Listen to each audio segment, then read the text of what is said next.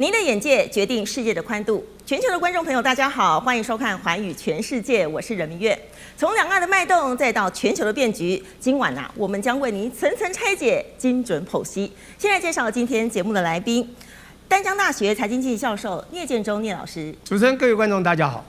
淡江大学战略所副教授林颖佑老师。明月好，各位观众朋友，大家好。美国共和党前亚太区主席方恩格 Ross， 你好。大家好。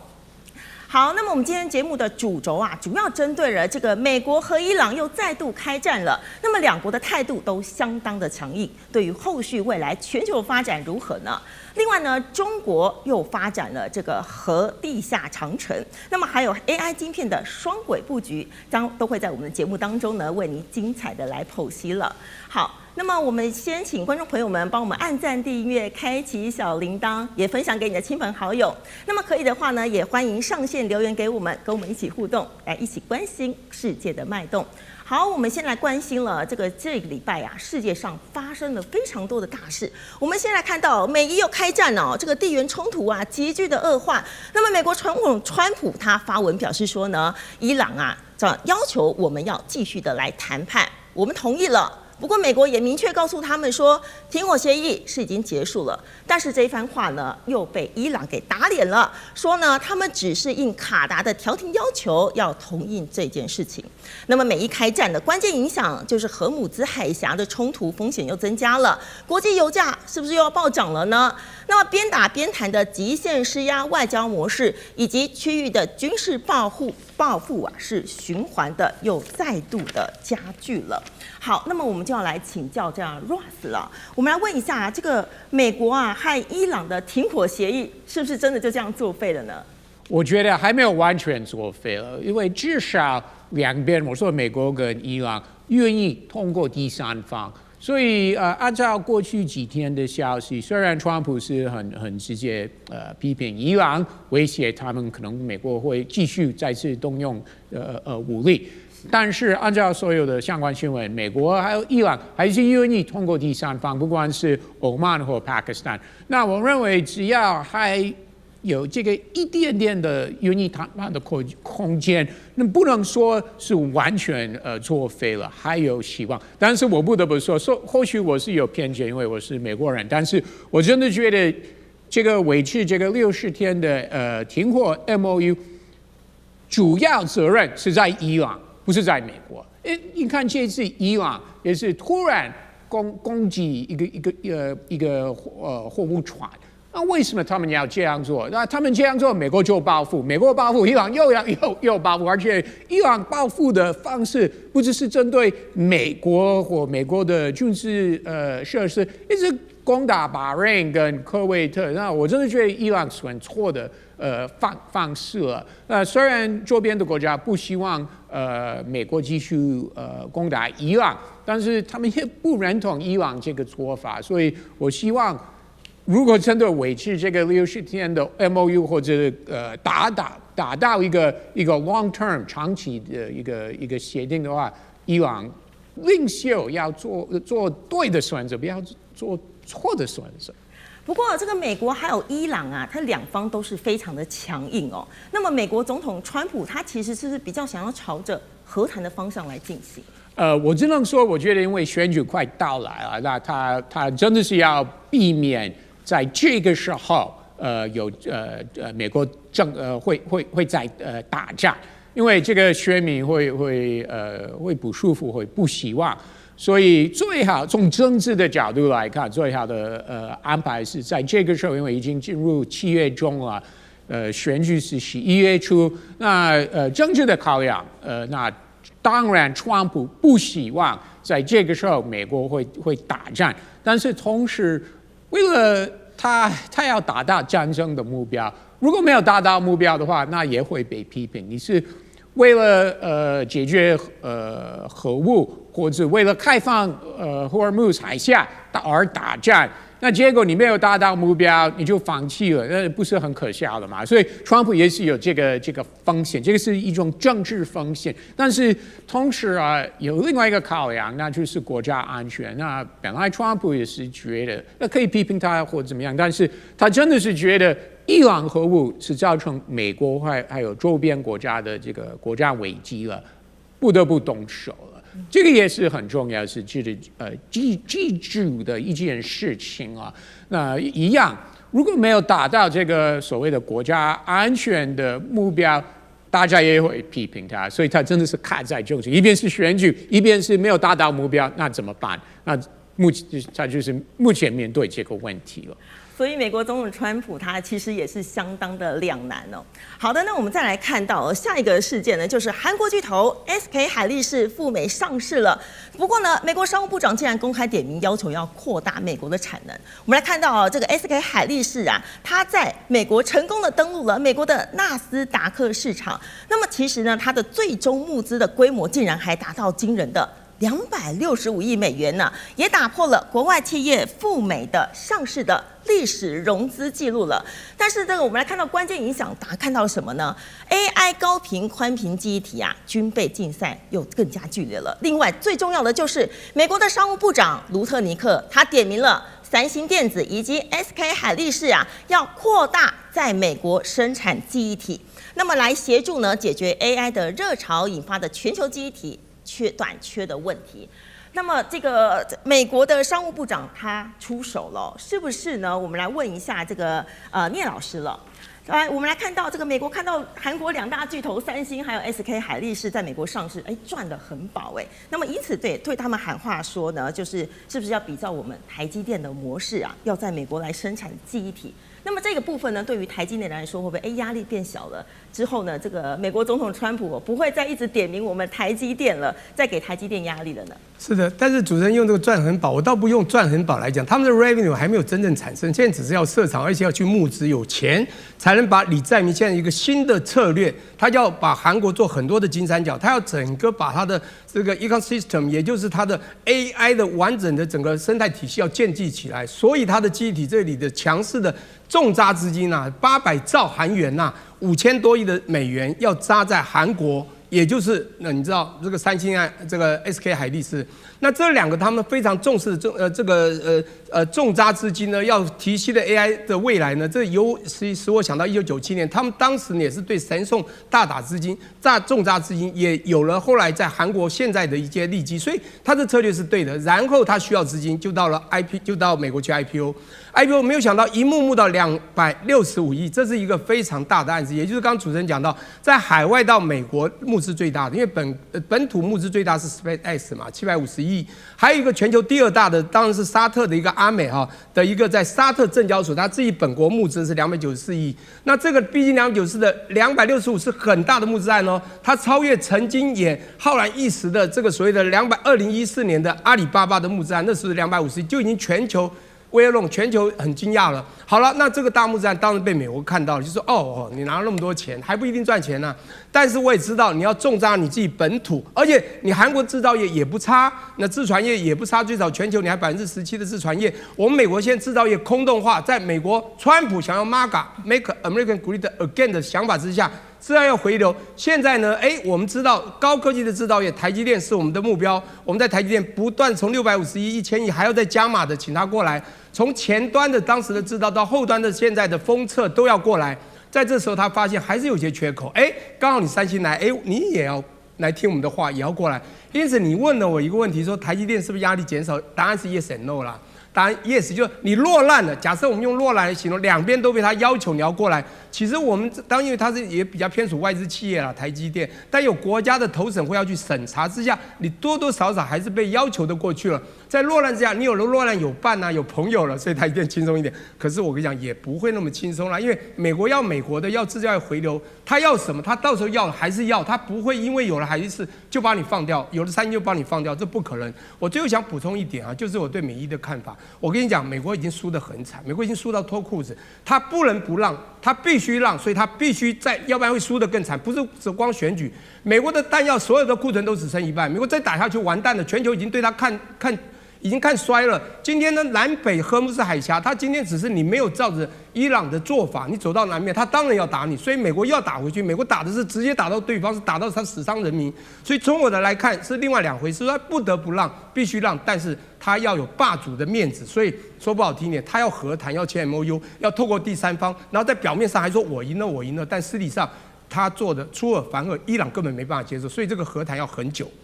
是好，我们谢谢聂老师哦。OK， 好，我们再来看到了这个最近啊，号称全球首次啊，中国宣布成功的在海上的平台网系回收火箭。我们来看到这个，我们有这个新闻画面，我们来看到他们是在海上成功的发射这个长征10号的乙运载火箭，并且在海上的平台回收了火箭子集。那么它也号称说呢，这个是全球首次运载火箭的网系回收。那么其实 SpaceX 它也有回收啊，我们来看到它的差异在哪里。那么 SpaceX 有2个这个回收的路线，就是着陆腿垂直回收，那么另外一个就是新建机械臂的回收。另外呢，这个中国的海上网系回收差异是它是中国独创的，那么7大的回收流程，那么它也大幅降低了舰体结构的复杂度，而且成本可以降低到40%以上。那么它关键影响在哪里呢？它创下了第3条的技术路线，来降低制造以及燃料的成本。另外呢，它也加速了低轨卫星巨型星座的网际网络竞赛。另外呢，它同时改变了全球地缘政治以及太空的军备格局了。我们来问一下林老师喽，这个中国它研发了这个火箭回收的第3条路，那么对于太空竞赛这个赛道当中啊，那么中国不但是成本降低了，那么技术也逐渐的提高，那么未来有没有可能说这个中国啊，它会转而去帮助就跟它比较友好的国家来发展这些太空的卫星技术？另外呢，就是变成了它来提高自己和美国竞争的资本能力。我们先说这个太空的话，绝对会是这美中在未来，大家一定会想到什么军事啦、什么这一个太空军啦，还是什么这一类的一个竞争，甚至是也有什么 GPS 跟北斗卫星、北斗系统的一个竞争。但是实际上，今天我们大家要看的，不是只有军事跟科技，另外就是在商用的应用层面上的一个竞争。我们常会说，美国它可能或许我们刚刚看到 SpaceX 它有非常多的一些新的技术啦等等的，但是现在对中国来说，它走的就是另外一条道路。或许它的一个高科技上面，它不要跟你走美国同样的道路，而是用一种新的相对来说廉价、相对来说低廉的方式来去做快速的火箭发射跟回收。过去为什么其实我们讲到中国在这个太空的竞赛上面没有办法去跟美国完全的竞争，主要一个原因就是传统的发射的一个方式，可能它所耗的时间、所耗的成本相对来说是比较高的，所以其实它就自然没有办法跟这个马斯克这个财大气粗去做一个比较。可是现在它如果可以再利用这一个我们看到海上平台的网系回收火箭这个技术，如果可以成熟并且大量应用的话，它是可以去降低它的成本的。那你如果降低成本的话，是不是就代表说它可以越快的发射火箭，能够去越用低廉的成本？可能过去你一段时间这样的价钱，你只能打出1颗，但它同样的价钱，它可以打出2颗或3颗的一个太空火箭。那如果有办法去做到这样子的一个成本降低的话，那是不是它也可以去利用这个机会？要跟其他国家进行合作，比如像是巴基斯坦，比如像是其他国家，让这些国家也愿意在中国发射火箭。所以其实刚刚有提到的，就是说是不是可以去协助其他友好国家？有时候倒不完全是中国要去协助，反而应该是说其他国家会选择跟中国去在中国发射，跟中国去进行技术合作。因为其实我们会知道，今天这个太空的一个相对来讲的话，它除了军事之外，更大一个今天中国要去抢占的就是商业市场。就会类似过去它在一些其他的产品上面的话，或者是中国制的电子产品，它可能会相对来说是使用一个低价或者是廉价，但是它的一个成本不是那么高，可或许性能没有那么好，可是够用。对其他国家来说够用的一个方式，用这方式去抢占市场，等于说，如果今天的一个市占率跟市场的市占率以及其他国家愿意更多去采用中国制的制品的话，那用这个方式去跟美国分庭抗礼，我会觉得其实今天中国已经把这个航天不是只有把它放在军事、地缘政治或者是一个外交上面的竞争，而是会走向一个商业的路线来去跟美国去叫板。我们谢谢林老师的这个分析哦。那我们先休息一下，稍等一会还有更精彩的议题剖析。继续来关注美伊的消息了。我们来看到啊，根据美国的官员透露了，这个美军连续2天都对伊朗发动了大规模的空袭，而且呢累计攻击了超过170个军事目标。那么将来呢可能会优先的透过外交降温，但是也保留了更多的打击名单。那么另一方面呢 ，CNN 也公布了最新的卫星影像了。这个伊朗呢，它其实是已经开始要重建这个遭到攻击的核设施。那么美军先前打击到底是不是真的已经达成了战略的目标呢？其实呢还是存疑的哦。那么美国总统这个川普他其实公开表示说呢，是不排除攻击伊朗的民生设施，甚至呢还形容说这个癌症就要尽早切除。那么这一番的说法呢，立刻就引发了外界的质疑如果将这个电力洪水、交通这些攸关平民生活的重要基础设施列为攻击目标的话，那是不是已经涉及了违反国际人道法呢？好，那么另外呢，伊朗的国安首长他立即就回应说如果伊朗的我们的这个民生设施遭到你们攻击的话，就会展开对等的反击，甚至呢还可能会把以色列列为攻击的目标。那么这里要问一下 Ross 了，这个如果美国真的是把这个伊朗的这些电力这个水利交通这些民生设施列为攻击的目标的话，那有没有已经踩到这些国际人道法的红线了？虽然有一点难听，我不得不用一个简单的方式来回答 ：Who cares？ 川普根本不在乎，美国政府根本不在乎。美国政府过去不管是哪一个战争，伊拉克、阿富汗等等，都有碰到这个问题或被质疑。那美国从来不是很在乎，而美国内部也有自己的律师会帮总统。或战争部以前国防部解决，所以没有问题，没有跨一个红线了。那当然会有一些不管是学者，美国国内有国外，其他国家政府的，不管是国会议员甚至执政者，会批评，一定会了。但是美国一定会说这些目标。也是有军事的用途了，所以比如说电厂也是把电提供给军事设施，那美国会这样说。但最后不管怎么样，假设美国真的攻击这些目标的话，真的会有实质的结果。我说刑事责任方面的，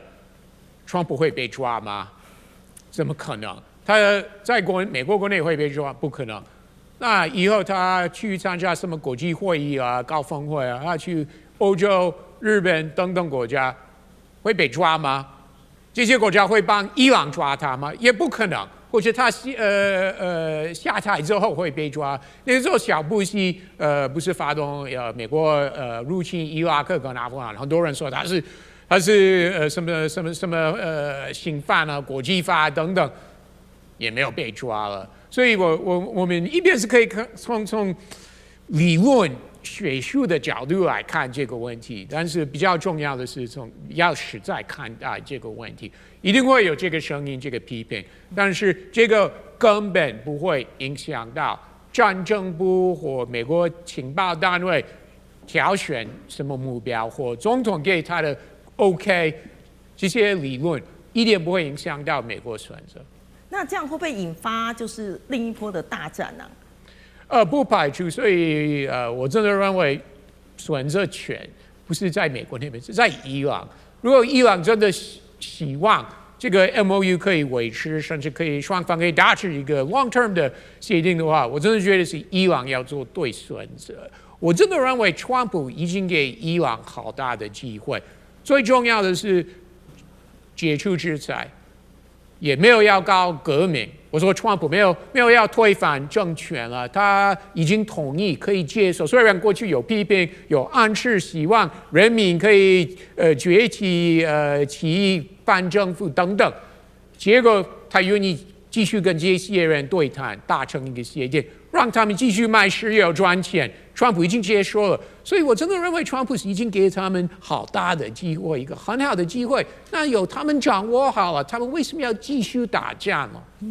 所以 Russ 说这个川普已经给伊朗机会了。叶老师有没有需要补充的？我觉得这是选择权竟然会在伊朗手中，很奇怪啊！中美是谁造成这个战争的？228就是我要你4样东西，你听我的，你不听我一拳头把你打死。结果这4样东西到现在到底拿到没有？一个都没拿到。我请问一下，核问题解决了吗？导弹限制你限制了吗？第3个代理人的东西问题你处理了吗？第4个荷姆斯海峡你掌控了吗？全部都没有，你还要给人家好大的机会，你川普疯了吗？川普的个性使然，他不可能给人家机会的，是因为他输了。我刚讲他不得不让嘛，他必须让嘛。他表面一直说我要做善良的人，我很善良啊，我不想杀他们呐，否则我让他们回到远古时代。我跟你讲，他就让他回远古时代，那个美国也要回到这个中世纪时代了。我跟你讲，因为他面对的敌人不是伊朗而已，他未来还有更多他要敌对的跟他竞争的最大的敌手。他现在再输下去，他连那个爱国者飞弹都是库存一半。请问他在打多少？他在打，每次打都要消耗弹药，每次他还要卖军备到这个北约，你还要卖东西呢，还叫大家向他买。他现在说不是，你到各个国家，北约国家自己生产，来我来提供技术。他现在已经没有办法自己生产了，他为什么要选择钱给别人用？他拳头那么大，一头打下去，让人家害怕不就好？为什么人家不怕？因为大家都看清了。你可能再打不下去，因为耗不起，因为消耗战是完全不对等的，是完全是不对的。林老师有需要补充吗？其实我先说未来的话，我个人会认为中东的战争会不会变成一个再次跟之前一样的大战？我觉得机会不大，因为第一个美国可能弹药可能不太够，那再来的话就是说你伊朗还有没有这样大规模的能力？我个人认为也没有，所以其实现在双方会陷入一种低强度冲突的一个模式。低强度冲突是指什么呢？就好像现在在霍姆兹海峡上面各有各的讲法，各有各要去占的地盘。但是你说还有办法像这个双方还有这实力去全面封锁吗？我认为不会，也不想，因为这个东西会影响到油价。那我们也看到，其实现在油价感觉上是比较趋于平缓的，不太会这样子超过像之前一样破100位数或者90几块美金这样的一个状况。那现在的话，未来这一边比较有可能会是什么呢？可能有一些无人机、无人艇。类似这种小规模的一个军事的一个冲突，那这一些状况的话，现在对于大家来讲最头痛的反而会是一些保险公司。我在通过这里的时候，我的保险的费用或我通往的费用要如何去做一个计算？所以我个人会认为，未来的话，美伊这边大战不会，但是小型的冲突会像是在一个第2次波湾战争这个伊拉克一样，中东后来那时候美国小布希说战争结束了，可是实际上又打了快10年的小规模的一个反恐战争跟冲突，类似的状况会不会重新出现在中东？我觉得这个是很有可能的。那另外一个的话，我会觉得整个问题的解决，还有一个国家我们一定要去考虑的就是以色列。以色列现在的一个态度是怎么样，或是美国会不会完全是放手，可是交由以色列的这边来去做中东这边更多跟伊朗的军事的一个互动，我们叫做新代理人战争，会不会有这样的方式？我觉得这个是未来我们可以再去观察的方向。好，刚刚林老师有提到这个未来的这个保费可能是非常重要的关键，我们就来看到了美伊的情势啊，另一个决胜点啊，恐怕不是飞弹，也不是空袭，而是这个全球的能源生命线，就是荷姆兹海峡了。好，我们来看到现在 CNN 它点出了一个非常重要的现象，就是呢，原本啊它是荷姆兹海峡只有一条国际商船的主要这个航道，但是如今却出现了3条航线并行的特殊局面。那么它有的船呢是走这个美军护航的航道，有的是选阿曼的沿岸安全航线，那么也有部分的船舶呢，它选的啊是靠近伊朗的控制区来航行，希望可以降低啊这个被伊朗攻击的风险，让整个海峡的这个航运陷入了前所未有的不知道的什么样的一个混乱的秩序哦。那么更值得注意的是 ，CNN 就警告了这个8月中旬啊，可能就是关键的时间点了。如果目前的临时航运模式是无法建立新的规则的话，那么全球的这个供应链啊，还有这个保险费率、能源价格，都可能会受到一些这个连锁的冲击了。那么换句话说呢，其实美国他们要的就是自由航行权了，那么伊朗要的呢，则是实际的控制权。双方看起来好像都没有这个封锁荷姆兹海峡，但是却都要用自己的方式来重新定义说，谁才是真正的规则制定者。我们来问一下林老师哦，这个荷姆兹海峡它现在如今出现了这个3条航线并行，那么美伊虽然是停火了，但是他们实际上却是各自都划分了自己的势力范围。那么这一场这个航道控制权之争，那么是不是这个美伊的新一轮角力的开始呢？或者是说他们这个是全球的能源供应链也即将面临前所未有的大危机？这边的话，第一个我们要看的就是说，目前的这个3条航线，感觉就好像是什么呢？我们过去看的是古代那个小说嘛，他们有讲的，很喜欢讲的，就是说此路是我开，留下买路财。那今天就是说，我的船只通过这些航线的时候，我如果没有错，我给你这个买路财了，给你这个美国了，可是你美国有没有办法保证我的安全？就是说，今天的美国跟伊朗这一边的一个互动性，还有彼此划分的势力，是真的可以确保安全吗？那一定也有的一个国家会说，我不要跟你美国这个互动嘛，我跟这个伊朗，那我伊朗我该给你的也给你了，跟你伊朗的互动也完成了。可是你今天伊朗外交部跟革命卫队跟他在当前在第一线的部队彼此之间的协调性是如何？所以我会认为的是，现在在国际上面，大家可能普遍还是比较相信美国一点。因为如果说我现在跟伊朗打交道，但现在很明显的是，伊朗你的一个执政的团队、外交的团队，跟我接触的团队，跟你在第一线在霍姆兹海峡掌握的那个团队，可能是不同调的。那会不会我走你这条线，还是有可能被攻击？所以其实这一点会回归到的，就是说哪一个国家可以提供安全的保证？那当然这里的话，是不是会对能源的供应链有更大的一个危机？我会认为，我最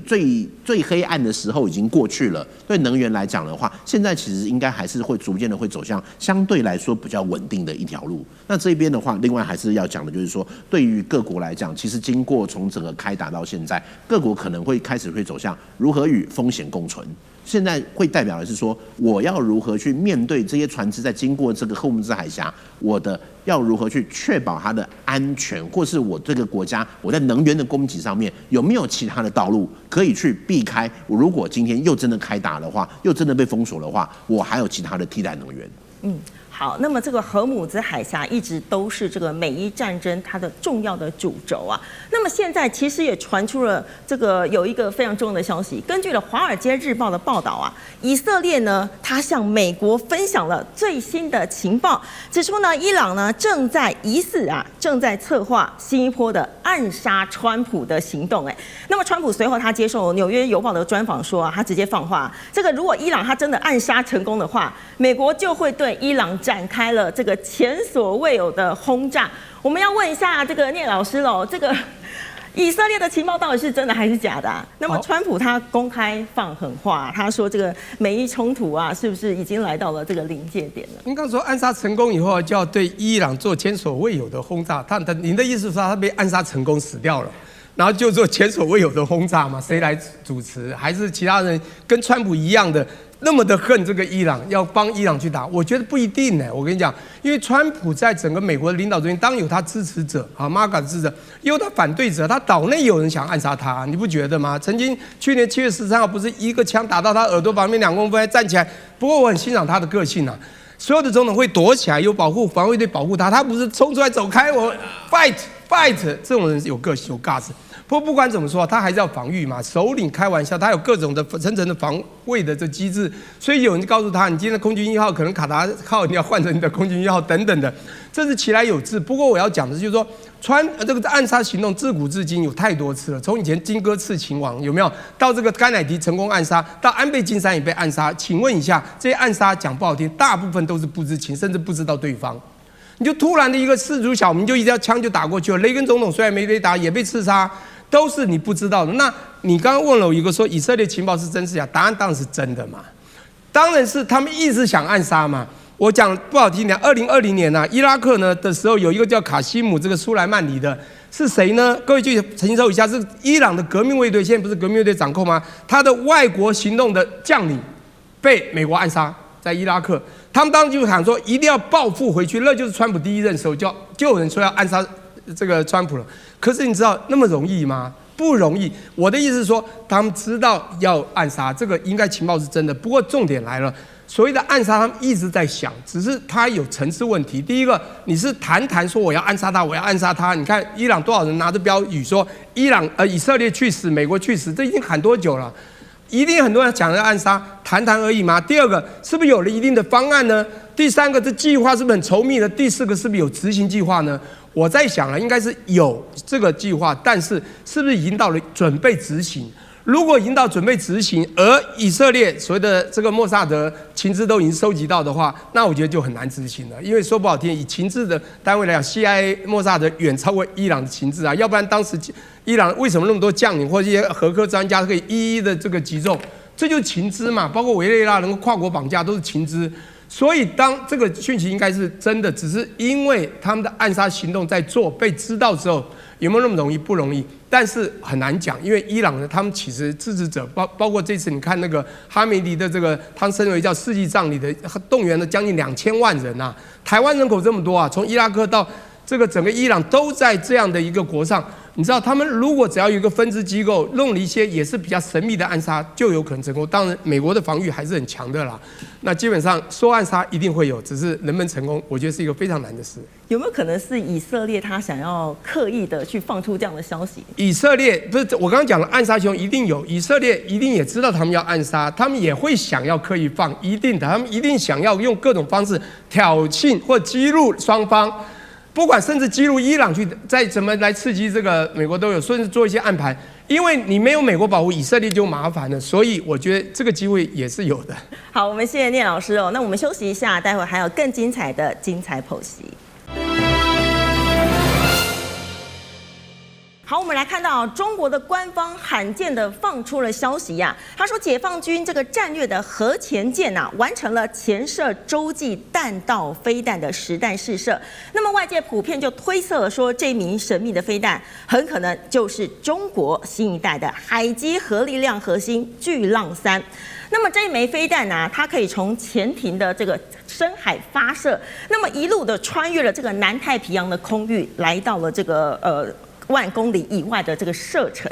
我们来看到，这其实不是只是一次这个武器的测试啊，它更像是北京向全球宣布说中国的核威慑正向从陆基走向了深海。那么巨浪3也被视为是中国的下一代潜射洲际弹道飞弹。我们来看到巨浪3的特性，它有哪些？最大射程达到了1.2万公里，那么还可以搭载多枚的分导式核弹头，突破了这个反飞弹系统能力。那么过去的中国核武主力多半都是依赖陆基洲际飞弹，一旦固定发射阵地就很容易被打击了。不过呢，核潜舰它是藏在海底里头的，也就是说呢，代表如果中国本土遭到攻击的话，它仍然是可以从海底就直接发射核飞弹的反击。那么这就是各国非常重视的这个第二反击能力。那么中国目前已经补上了第2块的拼图。那么外界普遍认为说呢，这次执行任务的很可能是这个改良型的这个094A 战略核潜舰。不过呢，更令这个美军紧张的其实是下一代的大魔王了，就是096型的战略核潜舰了。好，我们来问一下林老师喽，这个从军事角度来看，这个巨浪3它最大的战略意义到底是在哪里？那么它是不是也代表这个中国的这个海基的核威慑已经进入了新的阶段？2022年10月的时候，美国的一个智库，它有发布了一本就是这个中国解放军火箭军的一份研究报告。那份报告哇，讲了巨细靡遗怎样？可是后来我去美国开会，我去那智库开会的时候，我就直接跟他们说，你的这一篇报告讲的没有错，你讲东风5什么东风各种飞弹飞弹基地，但是你就漏了一个核子动力的这一个飞弹潜舰，核子飞弹潜舰，为什么你就漏了这个 ICBM 这一个 SSBN 这么重要的东西呢？因为他又讲了一句话，那个东西不是我这次的目标，因为我们只讲火箭军，我们不讲海军。可是今天就是过去美国你完全都去忽略了，除了这个火箭军以外，中国的核子动力的这个潜舰或者核子的打击力量，但是我们可以在2025年的时候的一个93阅兵，我们就看到了解放军他第一次去秀出了巨浪3，还有这个惊雷1型空射型的惊雷1型，以及这个陆基的这一种我们讲的东风5C 的新型的陆上的 ICBM， 这一些其实就代表的是说，今天的解放军他已经拥有了核子3位一体的打击能力，空海跟陆不是只有过去只有陆上。那这一次的一个巨浪的一个飞弹，有人说是巨浪3，有人说是巨浪2，但我个人认为比较有可能的是巨浪2型的改，因为在2024年当时中国试射的那一枚东风31是东风31 AG， 也是东风31改。那我们知道，对于中国来讲的话，研制一代，实战一代，外销一代。他现在会做这种实战测试去打击的，一般来说可能不会是最新的，而是他最有把握的。所以我个人认为这一次试射的是巨浪2型改，就是巨浪2型甲型的一个新型的一种改进型的一个增程的一个飞弹。那这一个飞弹对于中国的一个核子威慑能力来讲，最重要的一点就是它证明了2次核打击能力。2次核打击能力指的是什么呢？就是过去的话，我们只有陆基的 ICBM 洲际弹道飞弹，但是如果我的潜舰它不晓得潜到什么地方，当你的飞弹对我进行打击的时候，我在其他地方的核子动力弹道飞弹潜舰还是可以浮上来打你一枚核弹。所以对于中国来讲，它等于有了一个买保险的味道。在当时的一个美苏，我们讲美苏冷战的竞争，那时候苏联就是靠着它拥有这一种3位一体的打击，让美国不敢对它轻举妄动。那现在的话，中国是不是也可以透过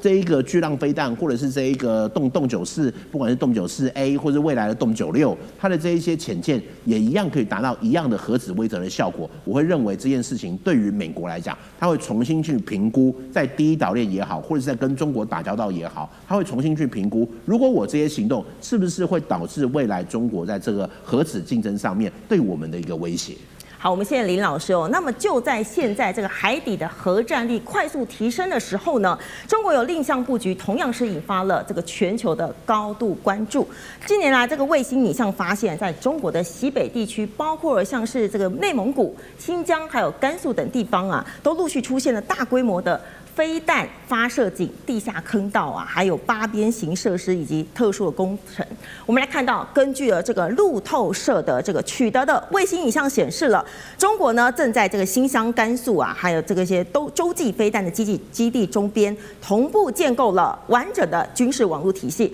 那么它也包括了这个大量的飞弹发射平台，还有地下的掩体设施，以及通讯节点、防空阵地，还有完整的道路以及后勤的补给系统。那么整体的建设范围啊，绵延了这个数千平方公里啊，这个范围之大。那么目前外界已经辨识出了疑似超过有80座的这个飞弹发射井以及相关的设施。那么也显示中国的部署规模是相当的庞大的。好，那我们再来看到了这个西方的军事分析室的人士啊，他们就分析说，这个北京打造其实已经不是这个单一飞弹基地了，而是一套具备了高度生存能力的核武作战体系。那么即便是遭遇到第一波攻击，它还可以维持第2级的能力。那么另外呢，中国近20年的持续强化，被外界称为是地下核长城的地下防护工程。那么根据这个公开资料分析啊，这个地下的坑道总长据称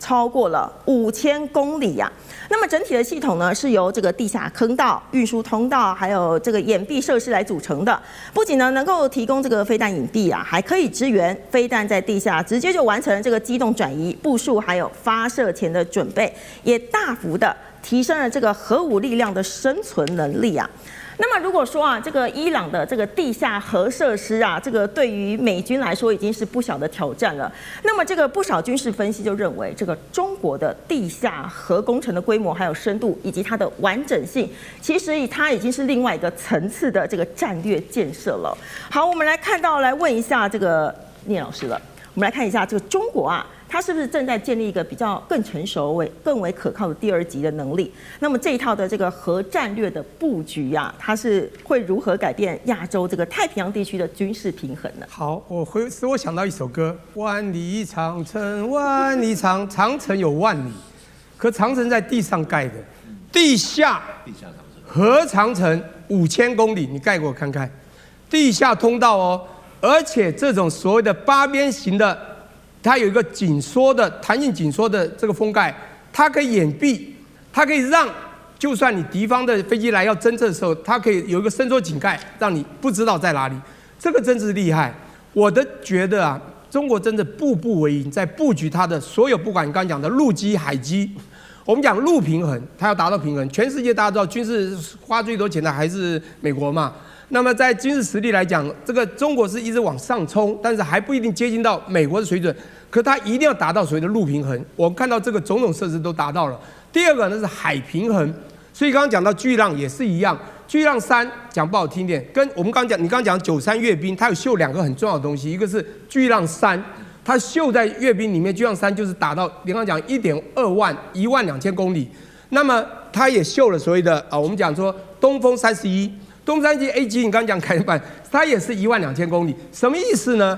北京到洛杉矶，北京到旧金山都在1万公里以下，在9000多公里，什么意思？大家一想就知道，它不会是对台湾，就是对一个所谓的洲际的打法。然后再来讲这个，我觉得厉害就是它除了所谓海平衡、陆平衡之外，还有叫核平衡。它达到是核平衡，我们即便是这个联合国的5大安理国，讲不好听，谁最有实力，谁的核muscle最强，还是美国。中国要达到一定让你的核平衡，你在西方世界、东方世界，你也不能来随便威胁我之下。和平衡的施展非常重要，所以潜射也是核，这个也是核，你就可以知道中国在做什么了。我现在还要讲一下，中国在试 muscle 的时候有一件事我跟这个人家讲的很类似，我上了很多台电视，每一个都讲是巨浪3，我讲巨浪2，跟你想法一样，它不需要秀到最先进的 muscle， 它在测试和它实战是2回事。我只要讲，我们在2022年那次佩洛西8月2号来台湾之后，1个礼拜之后，他打了东风15。1、2、3、5、6、7，他为什么不打东风17？因为你去测探，你以后要防御东风15，我到时候打的是响尾蛇的东风10，你就接不到。他干嘛呢？他又不是现在打到你美国，他打到太平洋海的中间，巨浪2就够了。告诉你，我们实力够。我觉得巨浪2机会比较大，因为现在是众说纷纭，我也不能说一定。这是我的猜测。好，那不管怎么说，我只能讲一个，说他们秀马手还有我觉得最厉害的，其实大家都忘记这件事。2020年的8月26号，青海射了一颗比较远浙江射了一颗，一个是东风26，一个是东风21D。同时，在南边的一个南海的岛屿上弄一个浮船，在一时先发射浙江，然后青海再慢慢来，一时异地，同时同点打到那个船，这叫精准射击。其实中国除了要海平衡、陆平衡，还有核平衡之外，它的精准射击以及它这个所有的弹，这个我们不管是各种这个防空飞弹啊、地对地啊、地对空、地对舰，甚至空对空的霹雳，他们已经做到了。所以您刚刚讲的说，第2级的能力已经提升到不少了。那 anyway， 我觉得太平洋地区的未来军事平衡，我想这个我不用再言喻了，大家都可想而知。好，我们谢谢聂老师哦。那么我们来问一下 Ross 了，就如果中国它未来真的建立了这个陆海空3位一体的打击能力啊，那么对于美国还是整个印太的安全格局将会带来哪些新的挑战？我相信美国会继续向亚太区国家，包含南韩、日本、台湾、菲律宾，要再次提升国防预算了相关的投资。那过去几年，从川普1.0到现在，这些国家几乎都有配合美国这个要求，但是美国会再次施压，美国会继续说我知道你有提升国防预算，但是真的不够，要再次大幅的再次提升。那到时候这些国家很有可能会说，我们没办法，我们已经打赢你啊，已经提升了，已经大幅增加国防的开支了，我们没有办法再提升，那就会导致一个危险，那就是这些国家越来越多政治人物会说，那我们为什么不能有核武了？那就到时候看看日本、南韩，甚至我们这边台湾，会不会有越来越多政治人物主张，我们也需要核武，我们才能应付中国大陆这个增加它自己的这个核武还有其他的相关能力，因为我们没办法继续投资 conventional weapons， 那他们就有这唯一的损失，他们会说我们也需要核武。那看看到时候美国像聂老师刚刚提到，其实美国马嘎派不想介入其他国家这个战争了。那如果到时候美国说我们也不想再保护你们，那你就自己研发核武好了。那看看中国会有什么样的反应。但是美国它也就是不希望，比如说它不希望伊朗又发展核武器，那么中国现在发展核武器，那么美中2国现在好像交情又比较好。但是问题是，本来有几个国家有核武，美国也没有欢迎其他的国家加入这个 club。那本来是最大的国家，美国、英国、法国、俄罗斯、前苏联、中国，后来以色列、Pakistan、印度、北韩，那其他的国家本来包含中国跟俄罗斯也不希望其他的国家能够拥有核武，而且美国的态度是因为很多人说，那为什么以色列可以有核武，美国不反对？那为什么伊朗有或北韩有，美国会反对？因为不管美国是哪一个总统，美国的想法是这两个国家，伊朗跟北韩 ，they're crazy。那就这么简单。美国从来没有说 Israel's leaders are crazy。美国不会认为以色列不管谁执政，右派左派，纳坦雅胡别人，美国不会认为以色列的领袖是一个 maniac。但是美国一直认为伊朗跟北韩的领袖，不管是金家哪一位，或现在伊朗还领袖，美国一直认为，这些人真的是 crazy。那我们根本不能容许他们有核武。是，好，我们谢谢 Ross 哦。那我们先休息一下，待会还有更精彩的议题剖析。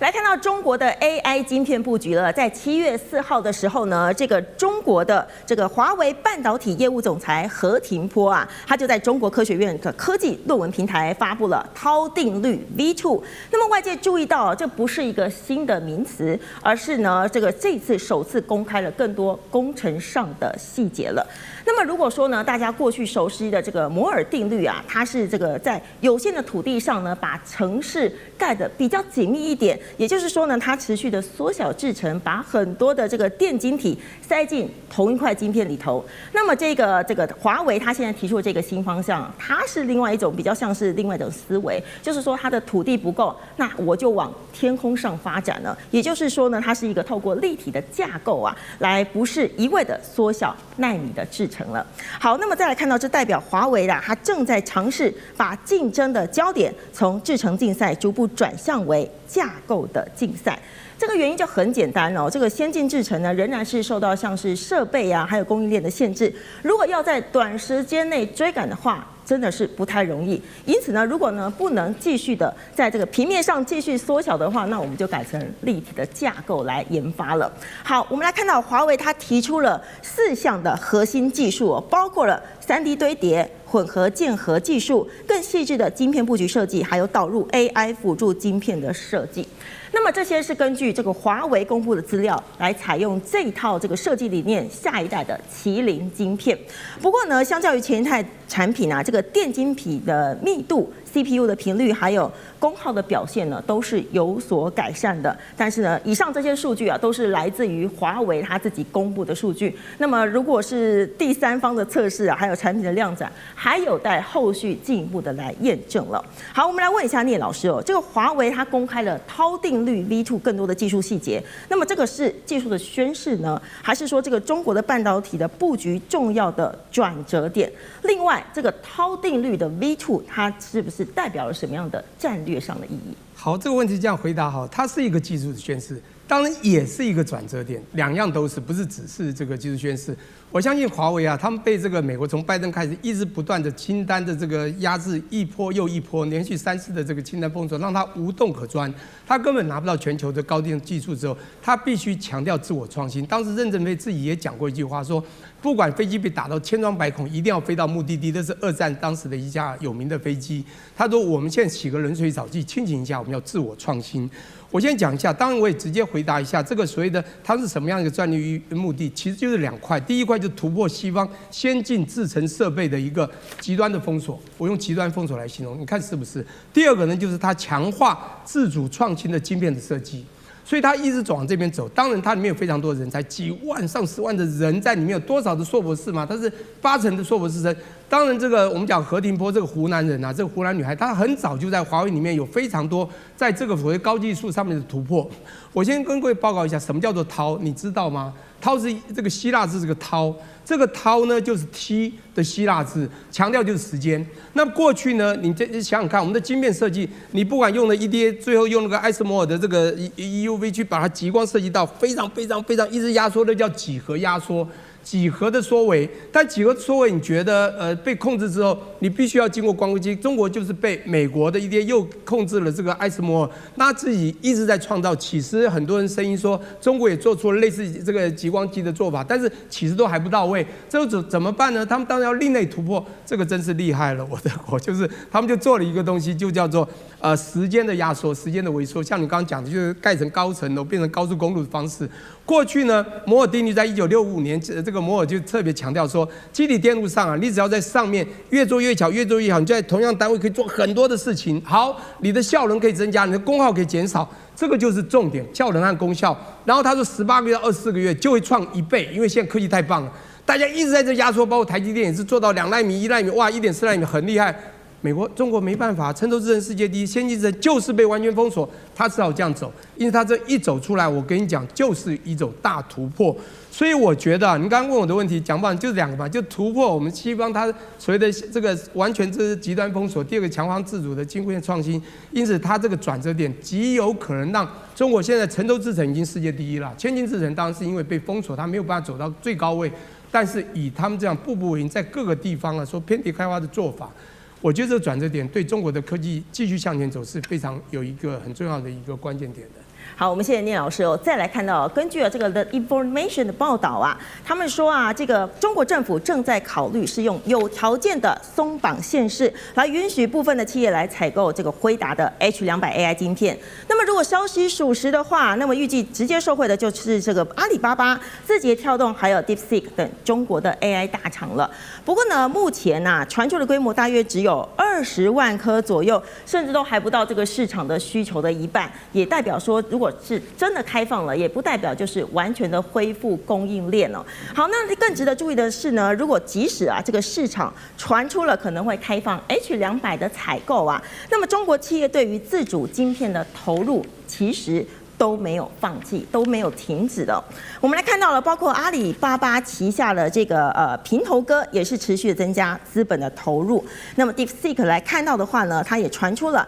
投入自研 AI 推论晶片，希望可以建立自己的算力平台。另外呢，这个智谱 AI 啊，则传出啊和本土的 IC 设计企业产业合作，来布局客制化的 AI 晶片。另外呢，字节跳动啊，它也是持续的采购了中国本土的 AI 晶片，希望可以这个打造训练还有推论分离的新架构。也就是说呢，现在中国采取的方式啊，不是2选1，而是这个双轨并行了。我们来看到，它是短期是利用这个国际供应链组织的这个 AI 的算力，那么它中长期的话呢，则是继续的来推动这个自主晶片生态系还有 EDA 的设计能力了。就算是真的有机会取得部分这个辉达的产品的话呢，那个中国呢，它仍然是没有放弃自主研发的方向。好，我们来问一下 Ross 喽，这个未来中国的 AI 晶片的市占率啊，真的会像那个高盛预估突破50%吗？那么 AI 的这个晶片竞争格局会不会出现哪样的变化？超过突破50%，我觉得可能性很大。我们真的是不能低估中国的科技研发能力，包含晶片。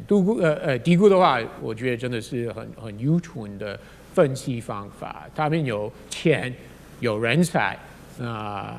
研发的能力真的非常非常强。包含连最近几天有很多相关新闻，很多美国学者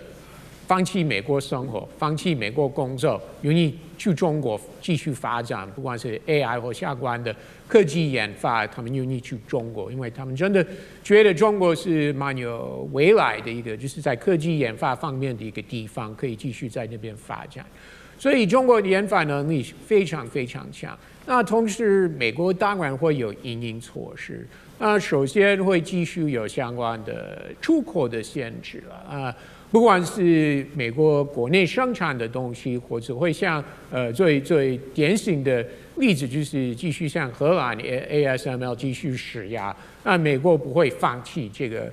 个手段，但是最后其他的国家必须要做选择，就有点像本来5-6年前川普1.0向很多国家施压，你不能用中兴，不能用华为，回头看那个如果跟 AI 晶片做比较的话，那个真的比较单纯、比较简单，是5G手机设备而已。然后现在都在讨论 AI 啊 ，AI 怎么会影响到未来经济生活等等了。那美国会继续施压，会向很多国家。那问题来了，这些国家会不会答应不买中国的 AI 晶片，或不使用中国 AI 相关软体？这个目前是一个好大的问号。连欧洲国家会不会继续配合美国？我觉得是一个问号。那东南亚国家不会配合美国，那日本可能一定会配合美国，但是南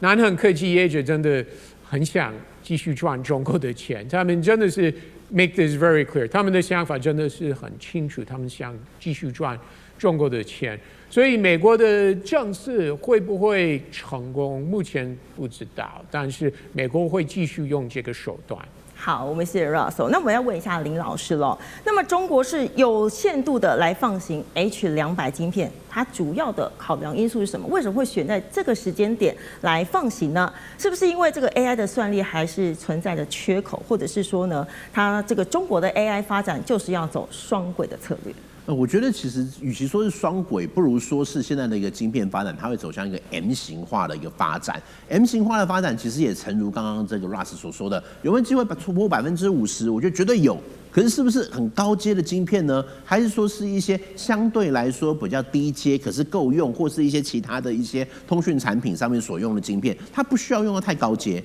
那一块中国是没有问题的。可是为什么现在中国还会需要 H200？它为什么会需要相对高阶晶片？最大的原因就是因为，当然它要先补足它的缺口。我们常会有一个广告来，就是先讲求不伤身体，再讲求效果。这个意思就是说，它要先赶快的去补足它现在可能一些短板、一些不足、一些目前立即会去需要，不管是在 AI 啦，或者是在一些比较高科技的产品，它做不出来，那怎么办？如果它能够这个时候能够先得到 H200这一种辉达的新的晶片的话，先把这个缺口去补上，先让它可以去应付，你要说应付也好，或者是先度过眼前的燃眉之急，先让它可以去有一部分的运用。因为我们都知道这些晶片 H200的晶片，它不是拿来给你一般企业，对中国来说，它一定会是一个中央去做一个控管，是一个有计划的，让你部分重要的企业。不管是你是 AI 或是他们所谓的一些优先科研项目，先让他拿到这些高阶晶片，